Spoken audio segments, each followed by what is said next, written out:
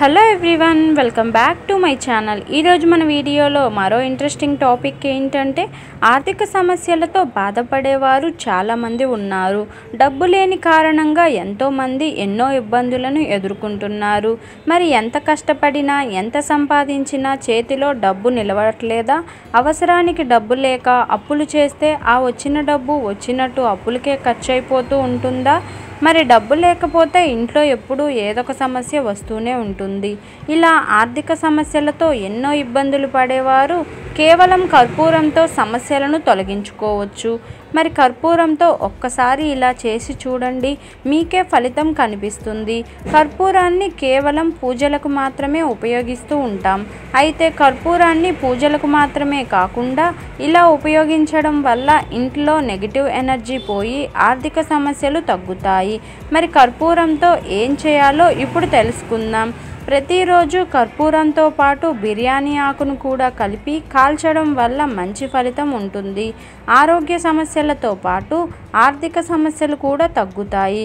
ఇలా వీటిని కలిపి కాల్చడం వల్ల వచ్చే గాలిని పీల్చడం వల్ల శ్వాస సంబంధిత సమస్యలు తగ్గుతాయి. అదేవిధంగా ఆర్థిక సమస్యలు కూడా తగ్గి డబ్బుకు ఎలాంటి లోటు ఉండదు. ప్రతి ఇంట్లో కర్పూరంతో పాటు లవంగాలు కూడా ఉంటాయి. మరి ప్రతిరోజు రాత్రి కర్పూరంతో పాటు లవంగాలను కూడా కలిపి కాల్చుతూ ఉండాలి. ఈ రెండింటిని ఒకేసారి కాల్చడం వల్ల ఇంట్లో ఉండే గాలి శుద్ధి అవుతుంది. బ్యాక్టీరియా, వైరస్, క్రిములు ఏవైనా ఉన్నా నశిస్తాయి. అంతేకాకుండా ఇంట్లో ఏమైనా వాస్తు దోషాలు ఉన్నా కూడా తగ్గుతాయి.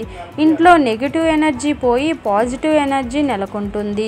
ఆర్థిక సమస్యలు తొలగిపోతాయి. ఖర్చులు కూడా అదుపులో ఉంటాయి. ఐశ్వర్యం మీ వెంటే ఉంటుంది. ఇక కర్పూరంతో పాటు దాల్చిన చెక్క కాల్చడం వల్ల కూడా ఇంట్లో ఉండే నెగిటివ్ ఎనర్జీ పోతుంది. ఇంట్లో శాంతి నెలకొంటుంది. అంతేకాకుండా ఆర్థిక సమస్యలు తగ్గుతాయి. ఐశ్వర్యం కూడా సిద్ధిస్తుంది. డబ్బుపరమైన సమస్యలు కూడా తగ్గుతాయి. మీ ఇంట్లో ప్రశాంతమైన వాతావరణం నెలకొంటుంది.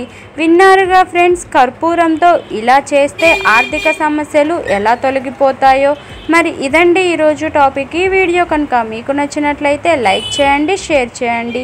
మరిన్ని ఇలాంటి ఇంట్రెస్టింగ్ వీడియోల కోసం నా ఛానల్ను తప్పకుండా సబ్స్క్రైబ్ చేసుకోండి.